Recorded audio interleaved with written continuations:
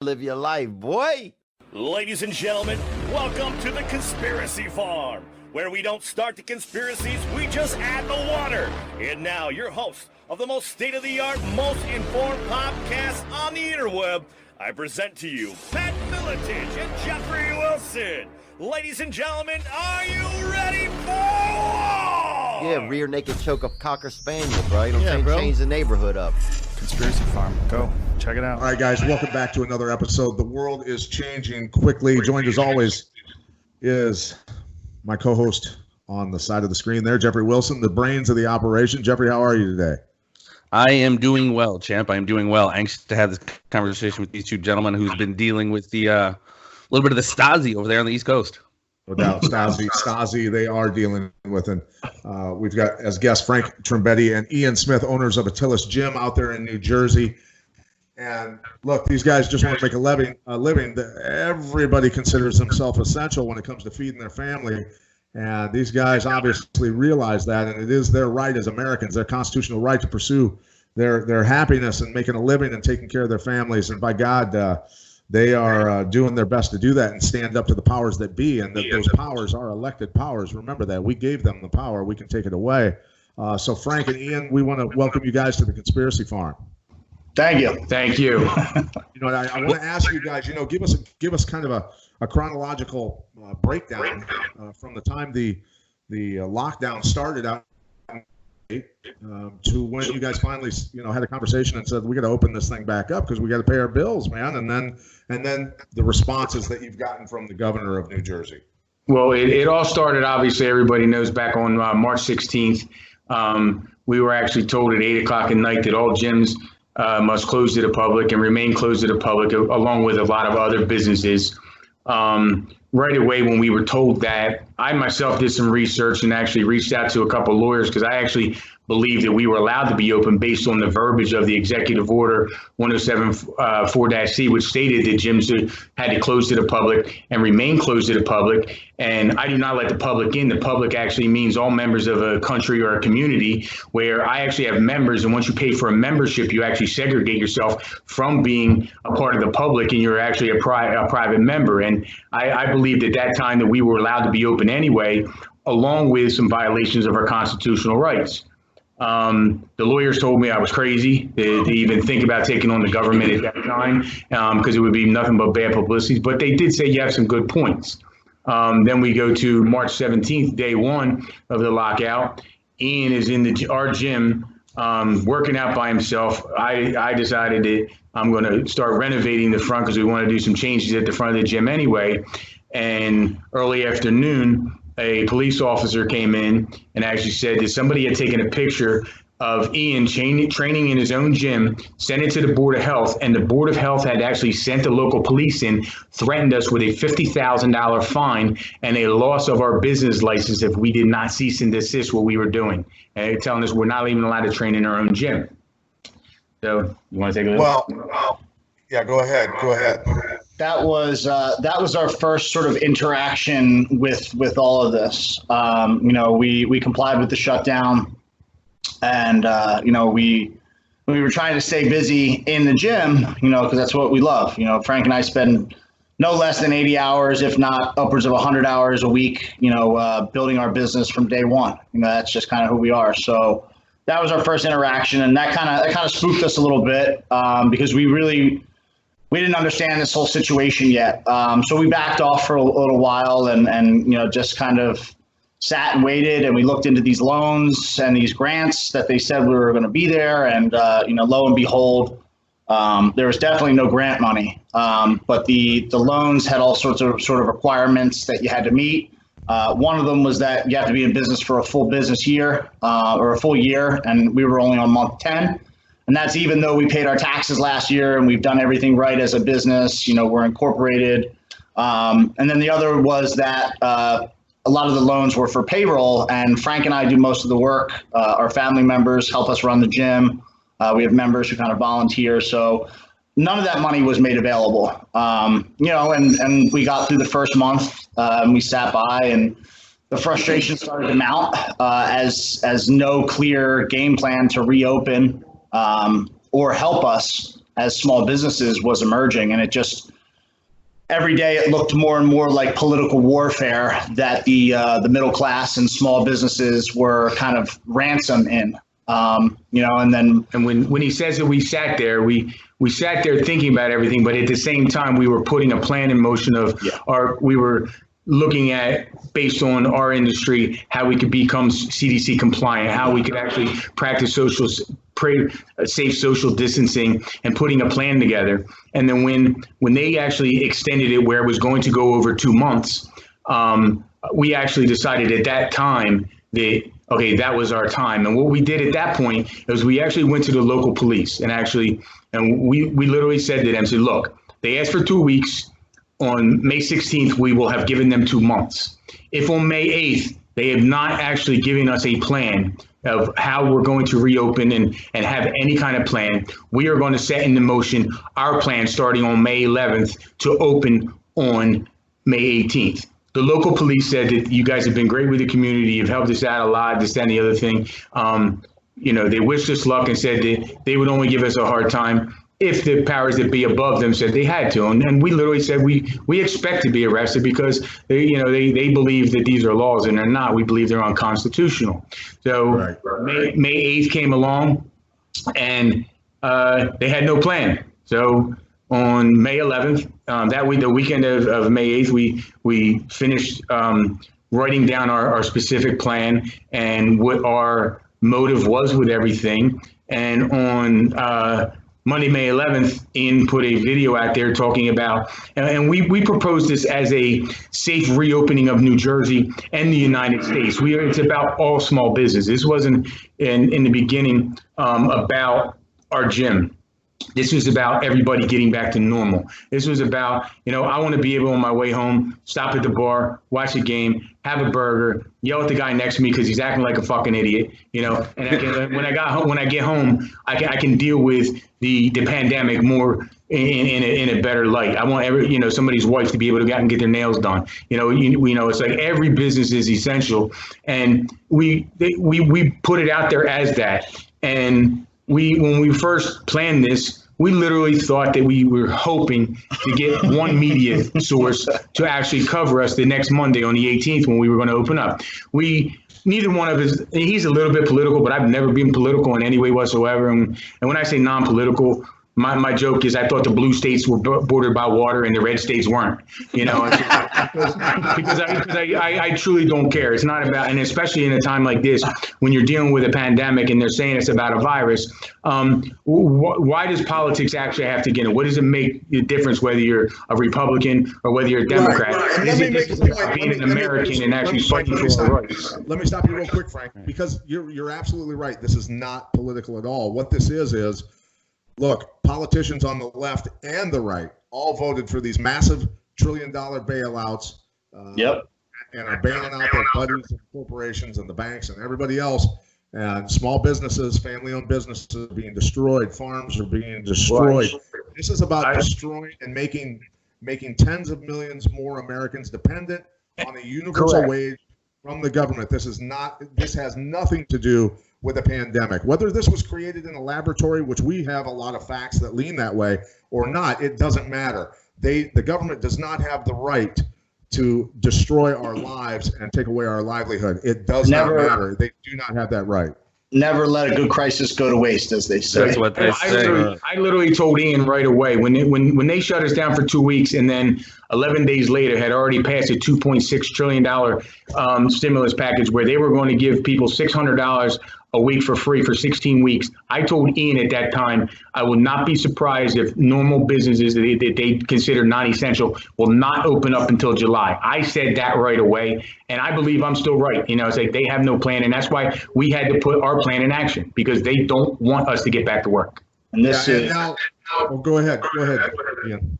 Well, for us, this was, this is catastrophic for everybody. And as small business owners, especially in a really tight-knit community, we're experiencing it not only ourselves, but Frank's been in business in this area for 23 years. I mean, he knows every small business person in a 100-mile radius. And it's not even just about small businesses, it's about individuals. Every time one of these small businesses close their doors, not only are individuals losing their jobs, but the money that they would collect from being in business is being siphoned off to these big corporations. And that money never returns back to the communities of hardworking Americans. You know, every dollar that gets spent at Walmart does not come back to South Jersey.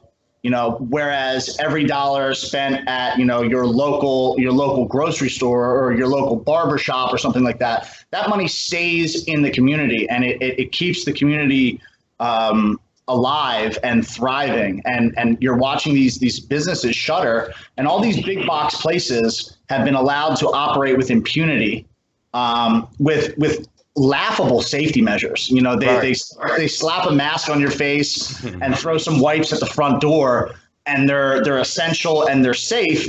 You know, so our idea was, you know, if they can do that and be safe, you know, if the government and the people in charge are saying, okay, well, it's relatively safe for you to walk into a Walmart with a mask on and some hand wipes, why can that not be duplicated across the board for every small business? You know, why can't you slap a mask on and go get your nails done, you know, if you want to feel good about yourself, or you like whatever it is. So our idea was to go so far above and beyond the current safety measures that it would be absurd in shutting us down. And we did. We went so far above and beyond. We were taking temperatures. We know every single person's name and when they walk through the door, what time. They've signed health waivers. They've signed health releases. We have individual disinfectant bottles for each person. The entire gym is spread out, so nothing is within 6 feet of itself. We're operating at 20% capacity. I mean, the list goes on and on and on. And we're unmatched in the corporate world in these places that have been allowed to operate. And yet somehow we're still deemed as a threat to society. You know, well, not to mention, you know, people can go to Walmart and go shopping and buy all the junk food and be unhealthy. They can be, you know, forced to be locked down in their homes, you know, breathing recycled air constantly, which is horrible. You know, have to go in businesses with masks, which does cause respiratory issues. You know, recycled carbon dioxide, your own carbon dioxide over and over and over for forever, however long. Look, I have a respiratory issue. A lot of people don't know it. I'm not putting a mask on. I don't even care if they make it mandatory to wear a mask everywhere. Luckily, I'm in Iowa where they don't. But I'm telling you, if somebody told me I had to wear a mask and tried to force me to wear a mask, they're going to get a massive front kick to the chest and get launched. It's just not going to happen. And so, you know, a gym where people can build up their immunity, where they can take, you know, buy supplements, because you guys are in your supplement store right now, Frank. Yes. You know, and Ian, you know, they can get supplements, keep their bodies strong. Everything that would be productive in keeping their immune system strong is being shut down on you guys, literally, while people are shopping at the grocery store, buying, you know, from the produce section over to the meat section. Everything in between besides the water bottles is shit, right, in American grocery stores. Absolutely. So, you know, the multinational corporations that poison toxic foods, you know, they can stay open, but you guys that are promoting health, of course you can't. This is complete garbage. Yeah. Well, but again, it just a part of this whole inversion of reality that you guys are articulating. You know, Walmart can open up, and you know everyone adheres to these, you know, health regulations, but somehow the small business can't do that. But they're not even adhering to health regulations. Exactly. The hypocrisy that there is no health regulations.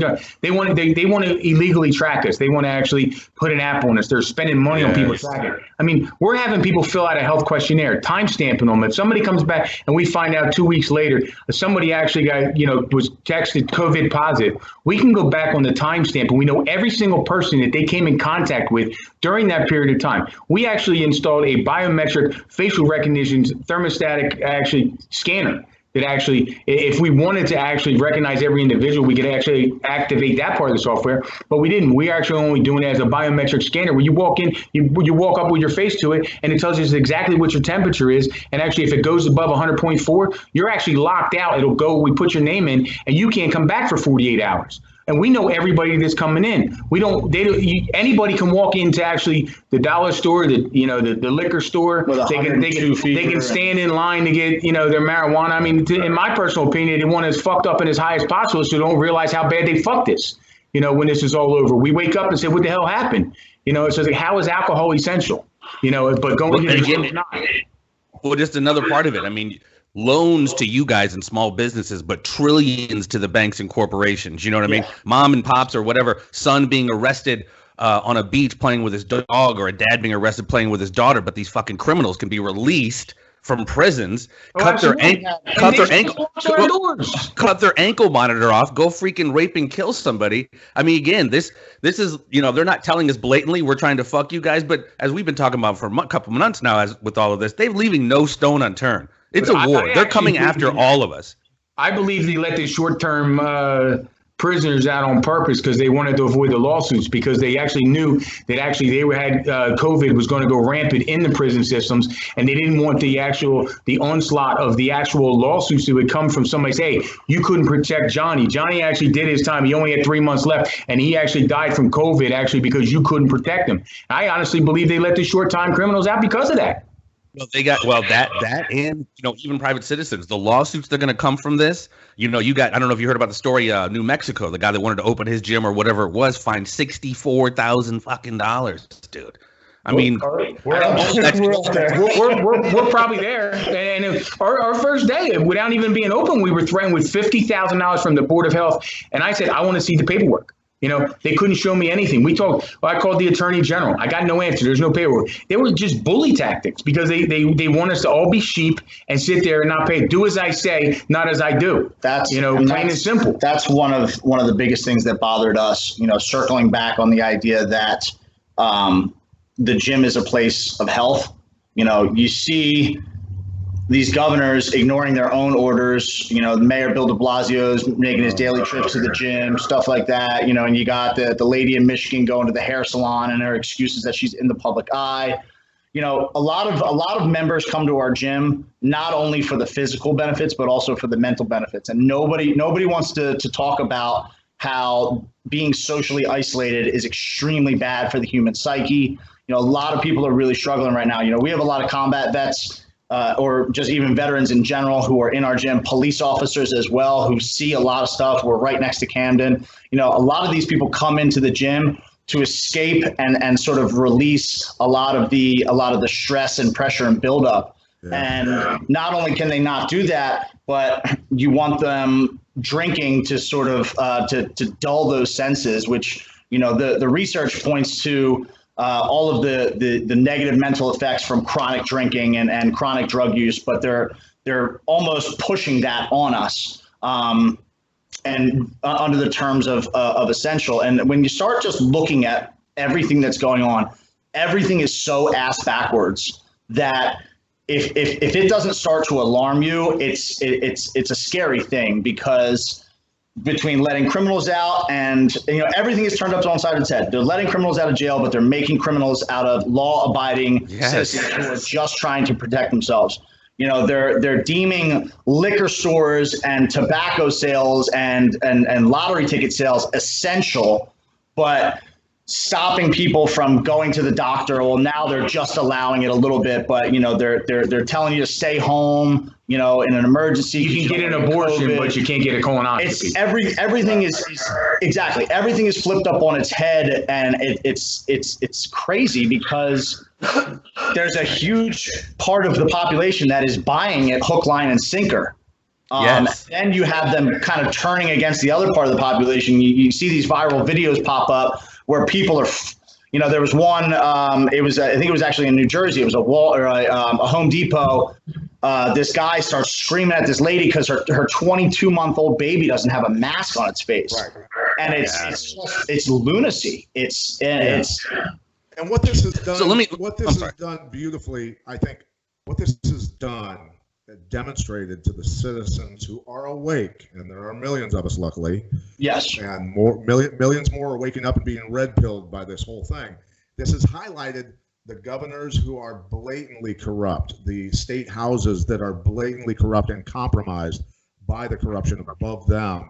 And it shows that they are truly puppets to the globalist attempts to destroy the sovereignty of this nation and the sovereignty of each individual by tracking us and forcing us, you know, mandating vaccines in certain states like Illinois, New York, and I'm sure they're going to try it in New Jersey if they haven't already. But here's the thing. They can shove that right up their ass. Yeah, exactly. Yeah, they're trying to pass this 666 thing. Yeah. So the thing is, governors had 30 days of emergency power generally, and they have surpassed that by far.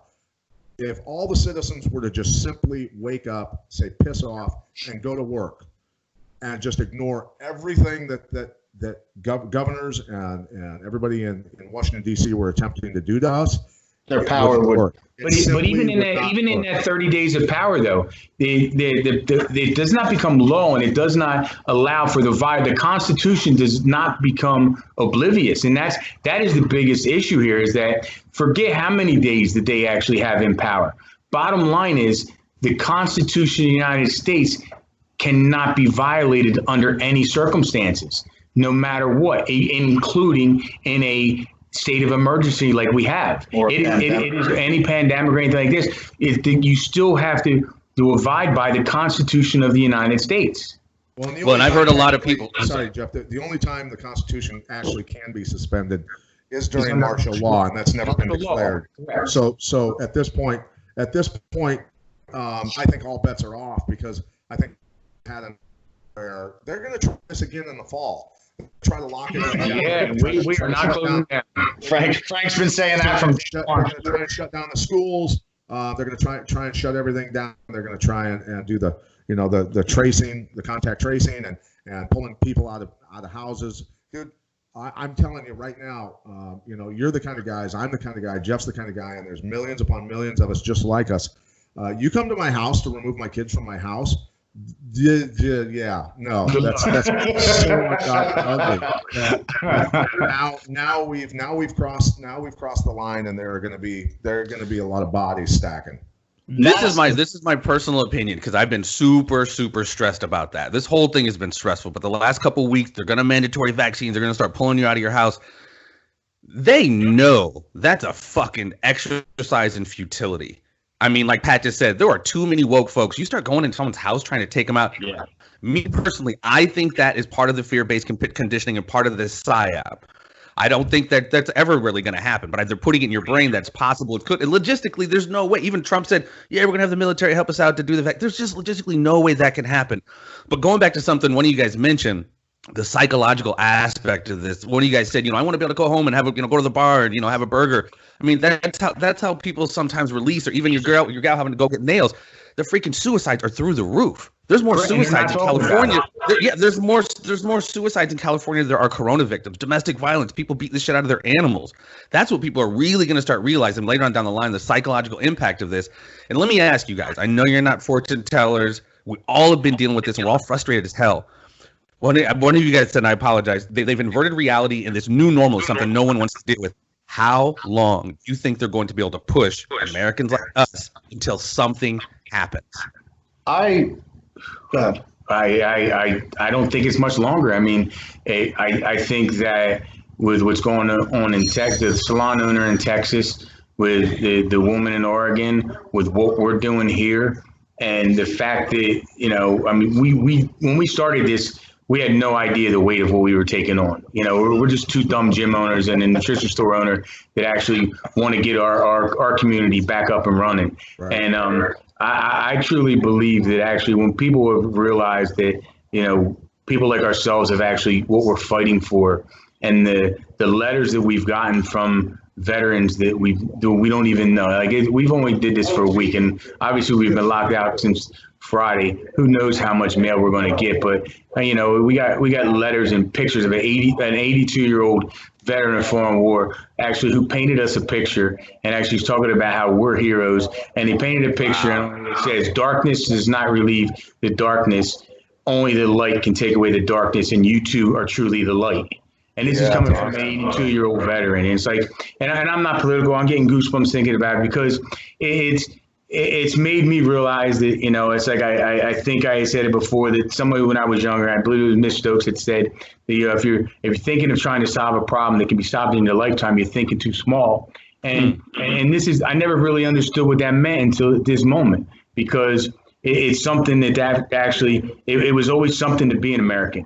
And it's been watered down, and I hate that I'm going to use bad words, but it's like when you look at when you inbreed dogs, you end up with a mad dog in the end. They keep inbreeding them together, and it's just a nasty bitch you end up with. And that's what these politicians are. They're inbred politicians. It's been ingrained in their head over and over and over again, and they think they're above everything. And I truly believe that once the first governor falls and then the next governor falls, that I truly believe that enough people are going to stand up that they're going to realize that they can't do what they're going to do. So I believe it's a short period of time before any of that happens, where enough of us are willing to stand up and realize, okay, if we don't do this now, the media asked me specifically on Tuesday morning. I was here early. There was like 15 cameras in front of me, and they said, aren't you scared?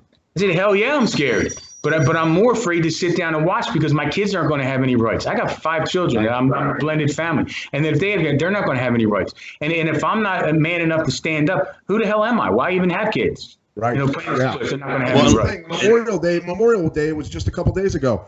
And the number of human beings, Americans, who have died to give us the freedoms that we're supposed to have, the fact that so many tens of millions of Americans are afraid to take a mask off, afraid to die. Look, none of our lives are worth the life of this nation. None of our lives. None. 10 million of our lives are not worth the life of this nation, and not worth the freedoms that my kids are supposed to have. So that's the thing that I tell people is, listen, asshole. Look your kid in the eye. You tell them that you were too much of a fucking coward to stand up to the government, and you threw their rights and their freedoms into the shitter because you were a chicken shit. And I've reached the end of my rope also. We're done playing games with the government, man, and people need to stand up and say, you know what? No, you can kiss my ass. You've got no constitutional rights to do this whatsoever.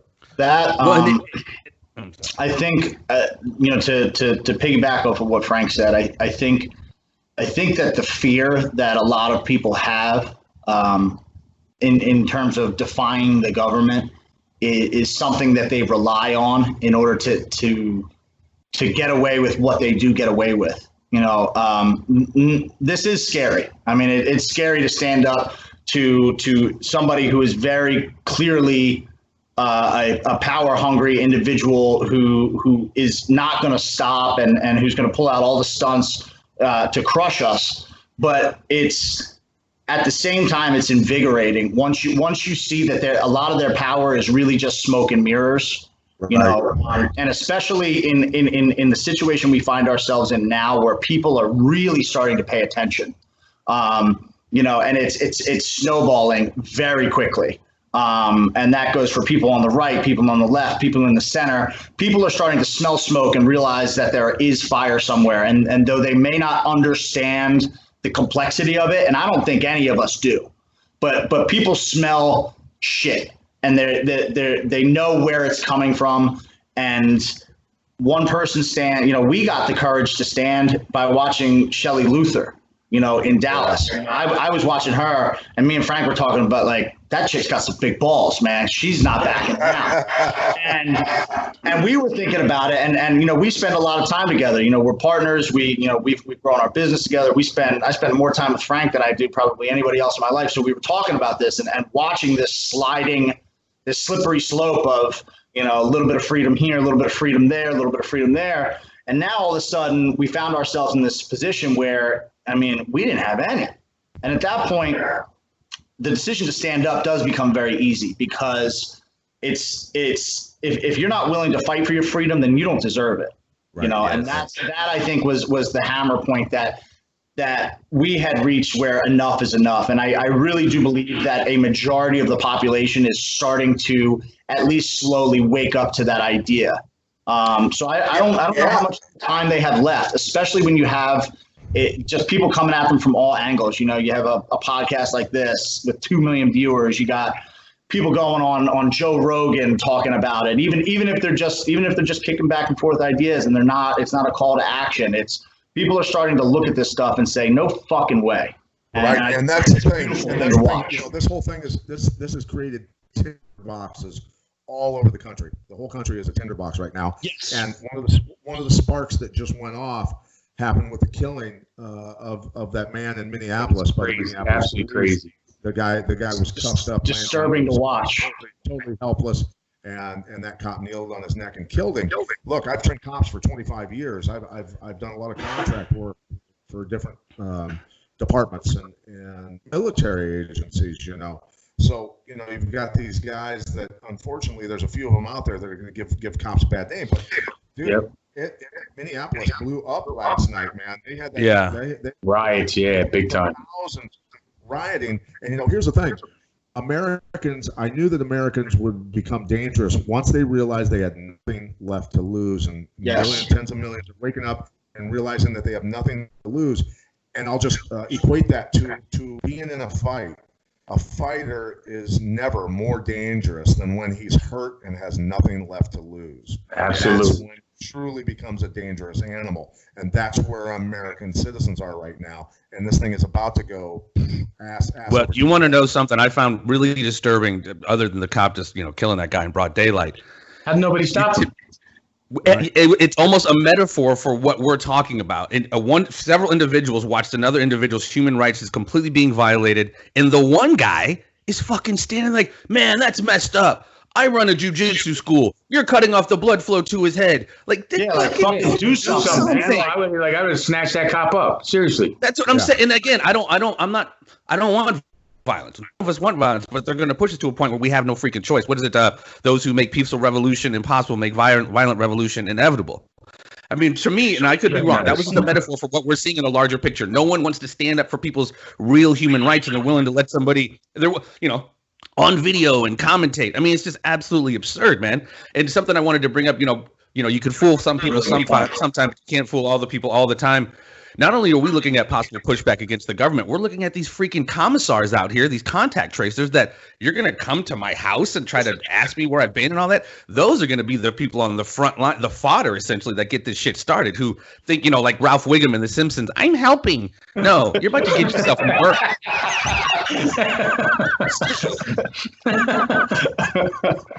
Yeah. Strange. No, strange times. That's the truth.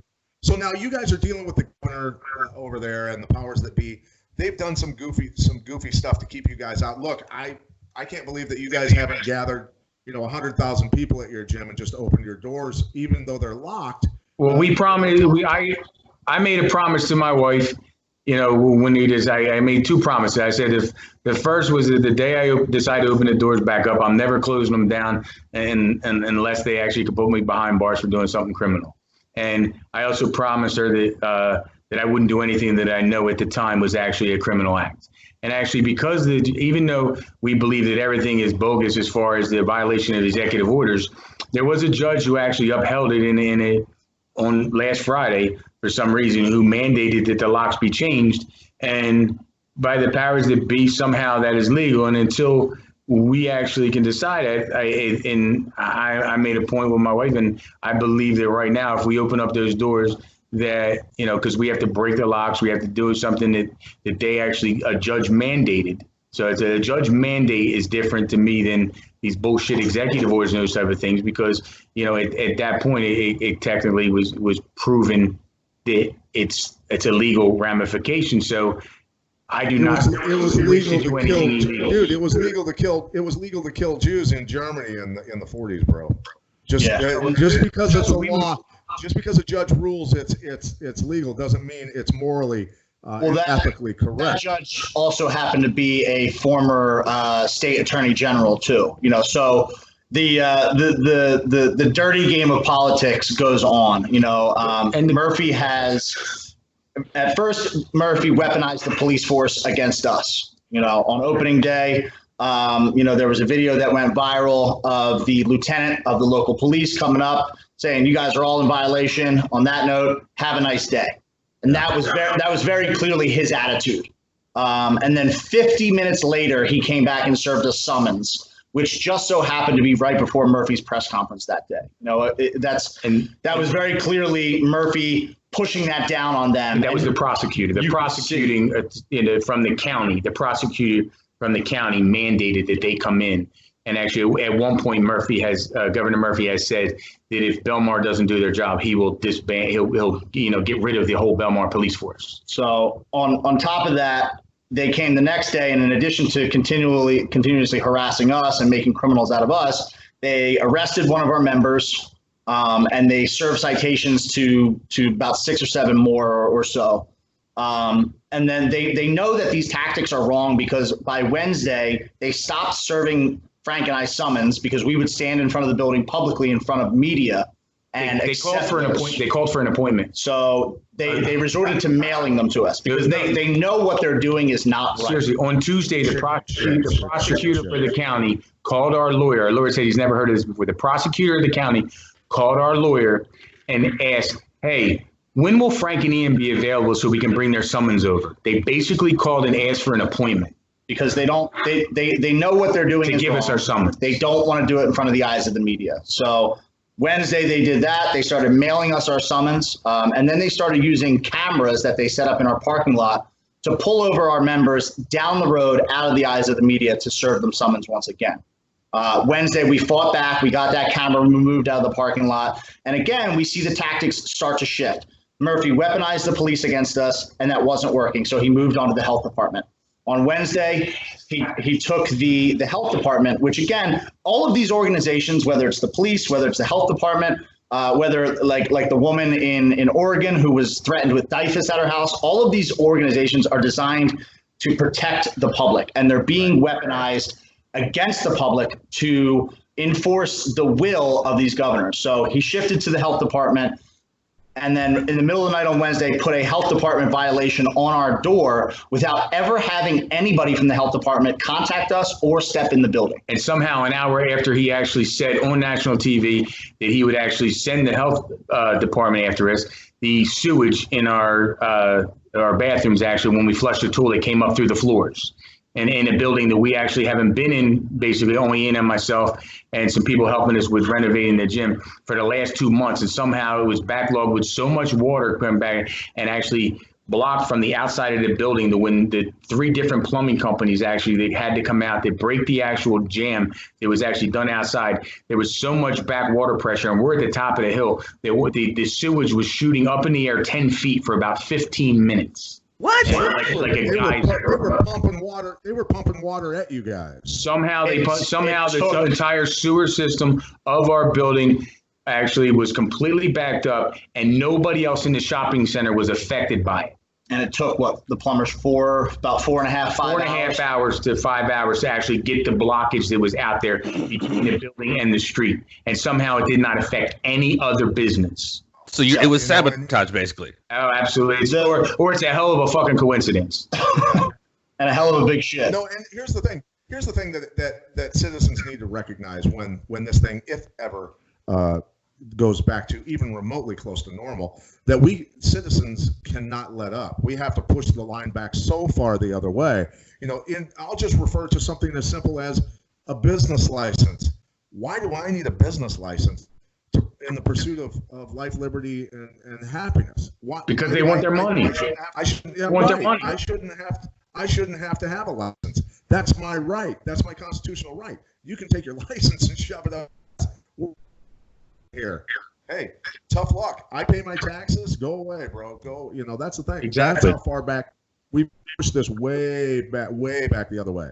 If this has, this has taught Frank and I quite a bit, but if it has done anything to me personally, it has made me more of a libertarian than ever, because government has just gotten too big, and they've got their hands in too much. There's too much power dedicated to these individuals, a lot of whom we don't even have a choice to elect. And there's too much going on behind the scenes for the American public and that's our own responsibility. I think a large number of us got very complacent through the years. When things are good, we stop paying attention. Life is good. Everybody's got their jobs, and we're focused on the things that really matter to us, like our families and our friends and the pursuit of life, liberty, and happiness. But I think one thing that we should all take away from this is that it is important. It is crucial to always be paying attention to what these people are doing. because when left unchecked, this is how we wind up in these situations by not paying attention to what government is doing, and that doesn't mean that you have to watch C-SPAN all day, every day, but we, as a collective, we all really need to start paying attention and educating ourselves, and especially educating our children. I know that's a huge thing. We have this next generation coming of kids who they don't get taught this stuff in school. I know when I was younger, I'm 33, we were taught how government works. We have a 15-year-old at home, and the only reason he knows is because he wants to go into the military, and we're a military family. But a lot of his friends, they don't know anything about this. Right. And that's by design, dude. They're going after the kids. By design. Yeah, for sure. They're weaponizing the kids without a doubt. And something, a larger point, yes, we could easily elect, kick these fuckers out. We're doing some of this stuff, but I don't remember the landslide victory that gave Bill Gates, autonomy over world health policy or Fauci. There's the biggest conspiracy. Are you kidding me? Well, that's what I'm saying. A lot of this is done by unelected bureaucrats. Sorry. What did you say? I said he's already killed enough people in other countries with his vaccines. Yes, sir. Forget about that. And, so when we talk about the size of government, just so people understand, there are more government employees, state government employees in the state of Illinois than there are private sector employees. That tells you how big that's insane. In the state of that is insane. That is government has gotten. It's got to be chopped down to size. The legs need to be chopped out from underneath government. And in a situation like that, it's scary because then government becomes the majority, because all these people working in the government, none of them. And I can't blame them, and especially we've had a lot of people in all of this be critical of police, and that's one thing that we've stayed away from, because they are government employees. But when you're working for the government, whether it's a police officer or even just something in the bureaucracy, when government gets to be that big, everybody's going to be on their side because they're all drawing their paychecks from them. Yeah. These people are not going to. That's the scary thing for cops is look, they're really in a tough position. And like I said, I've trained cops for 25 years. I think we have over 1 million end users, because we teach the defensive tactics instructors from departments all over the place will gather in one site. We teach them, and then they go out and teach their departments. So we have over 1 million end users, and those guys are caught between a rock and a hard place in this whole thing. You need to remember, and as Jeffrey said before, hey, you need to remind them there was something called the Nuremberg trials, and those officers, those Nazi officers, those SS officers that were on trial, what did they say while they were on the stand, Jeff? Well, yeah, I was just following orders, right? It wasn't me. I was just following orders. Yeah. And again, everyone needs to take stock who are enforcing these things. If this is, it's black and white. There's really no ambiguity to it. If this is an unconstitutional, illegal order, you can't enforce it, and people don't need to follow it. But they do, because there's a huge fear component. No one wants to go to jail. No one wants to really be the tip of the sword. And another thing I saw today, which just lets us know how there's a club and we ain't in it. Those senators who got pinched for selling off a lot of their stock before this happened, the DOJ just dropped those charges today. So again, there's just no accountability. Yep. None at all. Yeah.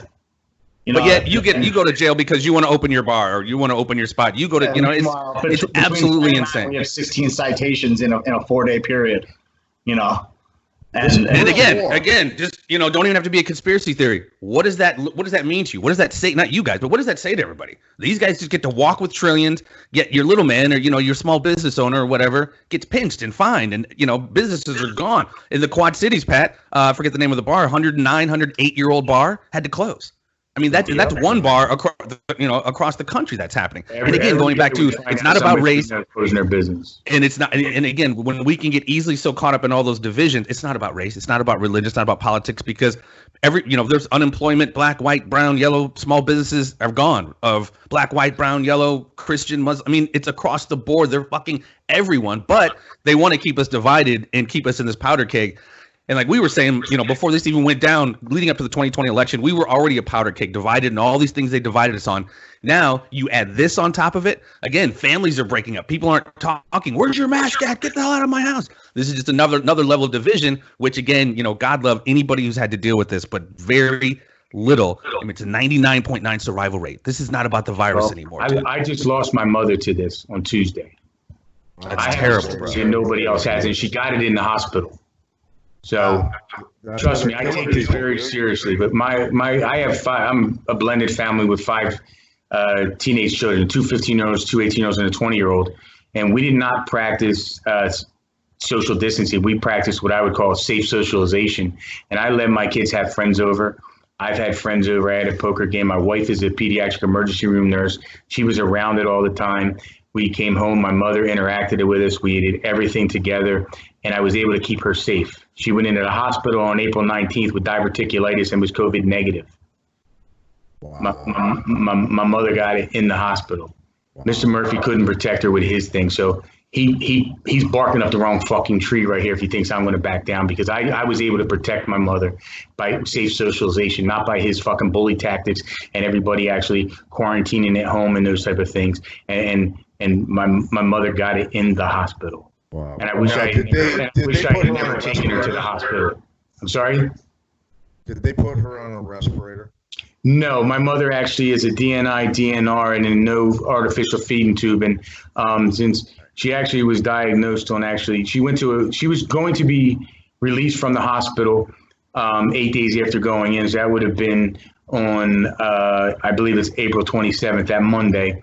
And but she was weak because she hadn't walked much in the 8 days that she was in there. So they sent her across the street to the rehab facility as part of the actual hospital to increase her strength for activities of daily living, since we're not there 24 hours a day, so she could take care of herself. On Friday, May 1st, they called us and said, no alarm. We just want you to know that we're testing all the patients for COVID. And I said, okay, no big deal.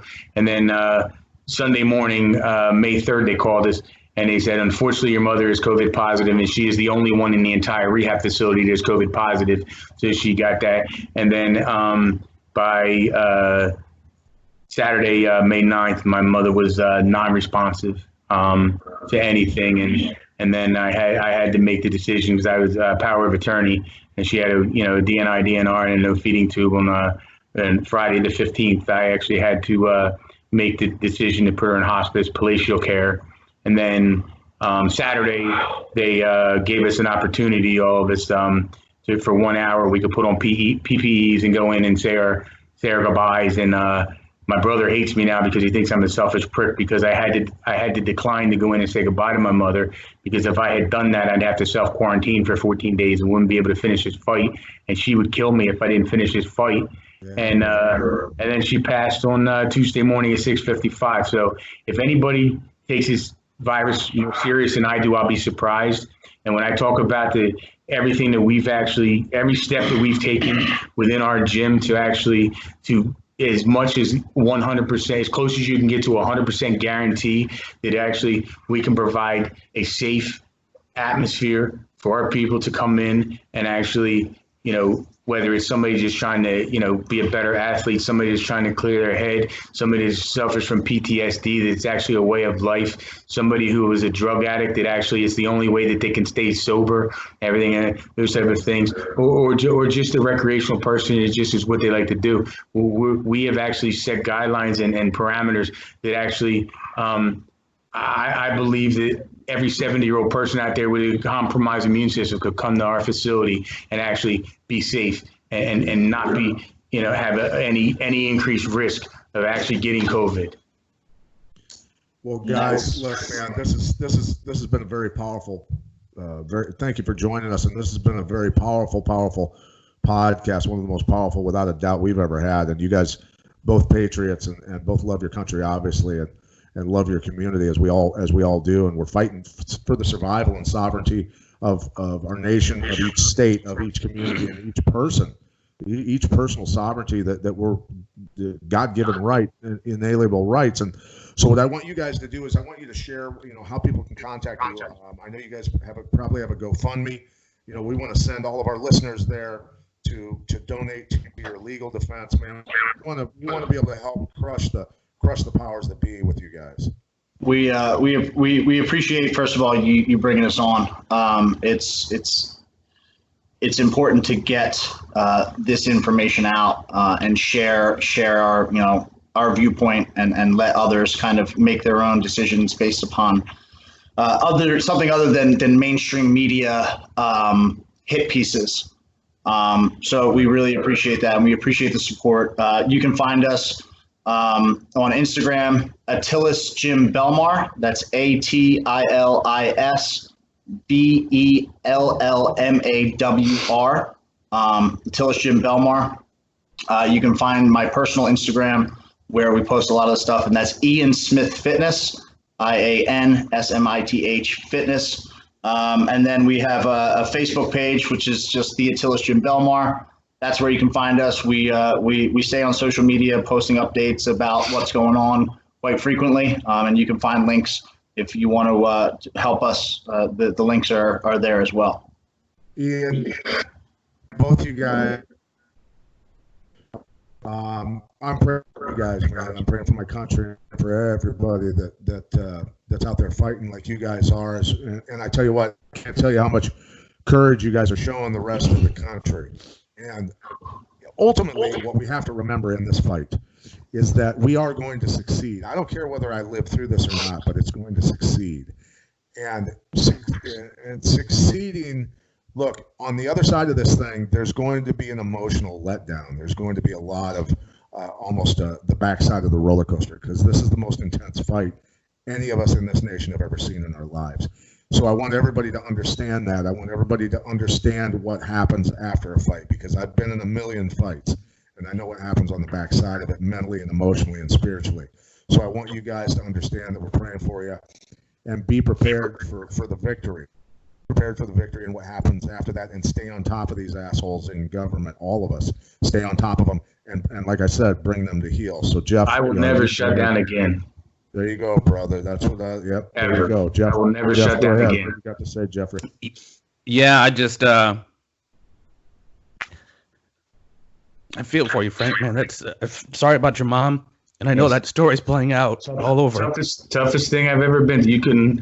If you had written this movie, I tell you, there's no way it would be true, and it's just like, but it's not, she's fighting with me, and I'm trying to look at it that way, and it's by far the toughest thing I've ever been through, and you know what, it's worth fighting for, it's actually, we've been told by veterans, wounded warriors that we saved their lives, and we don't deserve that, we're just two guys that fighting for our rights and everybody else's rights. And I was naive enough to think that I thought there was everybody was almost the same as us. It's just like, as I've always said, that there's not a human being that scares me, and I guess at this point I've proved it. As far as that goes. But yeah. Well, you've made the choice to, we talked about, man. You made the choice to live on your. I just wish that everybody would stand up, absolutely, And it's just, I just hope everybody can follow through and not just take our example, just stand up for yourself. If every one of us could take care of our little part of the world, and we'll all be better. Yes. It's that simple. It's just like, fight for something you believe in, and don't give up. It's just like, the craziest part I explained to my wife is like, our kids' lives have changed forever because the dad's the crazy motherfucker without the beard that's taking on the government. But it's the truth. It's just, we never set out for this to become as big as it has gotten, but wouldn't change it for the world. Wouldn't change it for the world, man, because I thanked his mom the other day when we were setting up on Sunday night and we were getting ready. Like, we were to the point where we were threatened by, I had gotten, threats told by people in the higher ups that Governor Murphy had told the state police that under no circumstances were Ian Smith and Frank Trumbetti supposed to be seen with the media, the police, and the protesters and or supporters at the same time. So in not trusting anybody, we actually hunkered down and bunkered down inside the gym. Actually, we got all of our volunteers who wanted to help us on Sunday night, and we got in there and we took, if you're used to training with the big chains, we took big chains with padlocks and chained ourselves inside the room, inside the thing. And I thanked his mom for everything. She says, "What are you thanking me for?" I said, "Because you had the son with the other set of balls that I fucking needed to stand up, because nobody fucking did."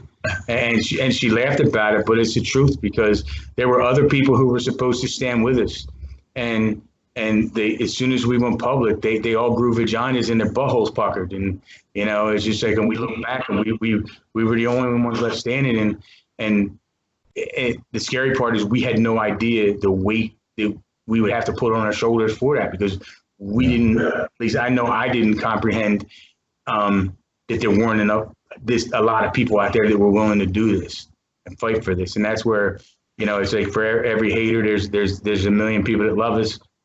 And, for those haters out there, I'd say, you know what, then just sit at home, be scared, and collect your check and leave me the fuck alone. Because if you're not willing to stand up now, I don't want to ever hear you complain about anything ever again in your fucking life. That's simple. Yeah, absolutely. Yeah. Well, so I can't thank you guys enough, man. Yeah. No, I can't thank you guys enough, man. You guys are definitely setting an incredible example that hopefully many, many people will follow, man. And eternal thanks, man. There's no words to even say it, because, we need more guys like you, man. Opportunity in this platform. Without a doubt.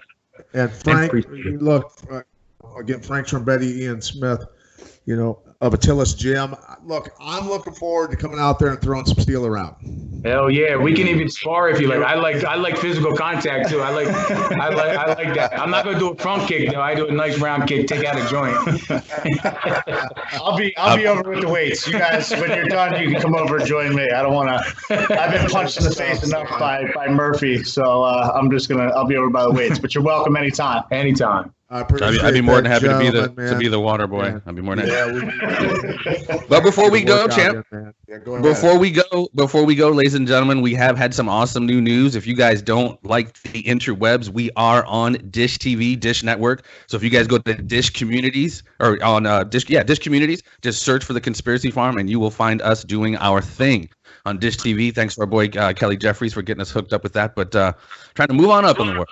Yeah, we're going to blow this thing up, going straight to TV and bypassing all the garbage on Facebook and Twitter, getting banned and shadow banned and everything else. We're going straight to TV. We're just going to. I got shadow banned this morning. I feel like I finally made it. That's Welcome awesome, to the club, brother. And thank you again, gentlemen, and for all you people out there in that area in New Jersey and Bellmawr. Look. Get out there, support these guys, man. Have some courage, stand up, grow some hair on your balls, and let's be Americans together. Absolutely. Thanks, guys. Love it. Appreciate it. Thank you. Thanks, guys. All right, champ, that was awesome. Stay tuned, ladies and gentlemen. Peace and all them love. Stay tuned. Of course, there will always be more.